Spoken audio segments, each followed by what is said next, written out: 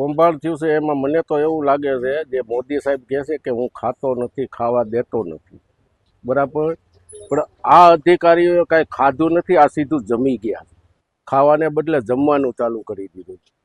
અમે પણ કોરોના કાળ વખતે અહીંથી 2000-3000 માણસોને પર ડે 44 દિવસ જમાડ્યા, 44 દિવસ.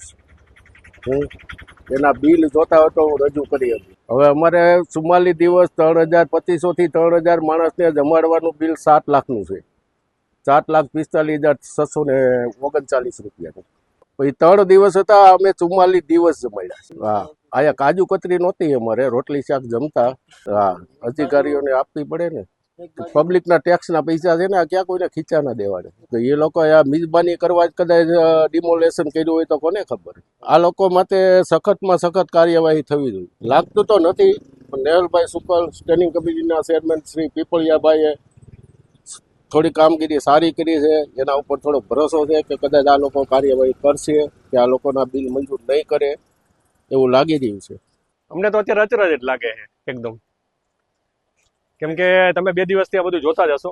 રોજ નવું આવે છે. 27 લાખનું જમણવાર, પછી આ 12 લાખનું પાણી, 6 લાખના મંડપના ખર્ચા. તો અમે ચકરી ખાઈ ગયા છે, કેમ કે આ જ્યારે આ ડિમોલેશનનો ટાઈમ હાલતો હતો ને, ત્યારે અઢળક સેવાભાવી સંસ્થાઓ સેવા માટે આપવા માટે આવી હતી. જેમ કે હરિસિંહ કરીને છે ગુરુદ્વારવાળા, એની 4500 ખાલી પાણીની બોટલ આવી હતી અને 3000 કીટ જમવા માટેની આવી હતી. ત્યાર પછી SS કરીને ગ્રુપ હતું ભાવનગરનું, એની છોટા હતી ને એક ખટારો ખાલી કીટ આવી હતી. ત્યાર પછી બાબરિયામાં કરીને ગ્રુપ બહુ મોટું હાલે છે, જનતા ગ્રુપ કરીને, મુન્નાભાઈ કરીને, એ બધાએ પણ ખૂબ મોટી એની 3 દિવસ ફ્રૂટની ગાડી આવી હતી. સતત બોલબાલાવાળા જમવા માટે ડેઈલી હતા. લાઇટ વહી ગઈ હતી 23 તારીખથી, તો ઠેઠ લગભગ 26 તારીખ લગીને બોલબાલાવાળાની ગાડી જમણવાર માટે અહીંયા હતી. તો હું આપણે બિલ જોઉં તો ચકરી ખાઈ જાઉં કે પાણીના 12 લાખ રૂપિયાના બિલ થાય અને ઓલા લોકો જમાડે એના બિલ નથી થતા. વિનુભાઈ દવાએ લગભગ કાલની બાઇટમાં બહુ સારી બાઇટ આપી કે ભાઈ હું ચકરી ખાઈ ગયો કે આવડા બિલ હોય. અને આપણે સૌરાષ્ટ્રમાં રહી, ભલા મને ખાલી એટલું કીધું હોય કે પાણી પીવું હોય એટલે કોઈ પણ અધિકારીને પાણી હું જમાડી હોત નથી. આ વિસ્તાર એ રીતનો છે જ્યાં હિન્દુ અને મુસ્લિમ પહેલેથી વર્ષોથી રહેતા હોય. 65% હિન્દુ રહે, 35% મુસલમાન રહે. મેં અગાઉ પણ ઘણી વાર તમને કીધું છે કે ત્યાં 35% મુસલમાનની વસ્તી છે, છતાંય શેરીએ શેરીએ સબીલ હોય અને શેરીએ શેરીએ જમણવાર હોય 1 મહિના માટે. જો એ પીછે પાણી નથી કરાવતા ખવડાવવામાં, બરાબર, 7મ 8મમાં જમણવાર ચાલુ હોય આયર સમાજમાંથી. આ આપણે સૌરાષ્ટ્રની વાત કરીએ તો ચોટીલા હાલીને જાય, દ્વારકા હાલીને જાય, તો નાકે નાકે માણસો ખવડાવવા ઊભા હોય, અને ત્યાં ખવડાવવાના જો સરકારને આવડા બિલ થતા હોય તો એ ચકરી ખાઈ જાય.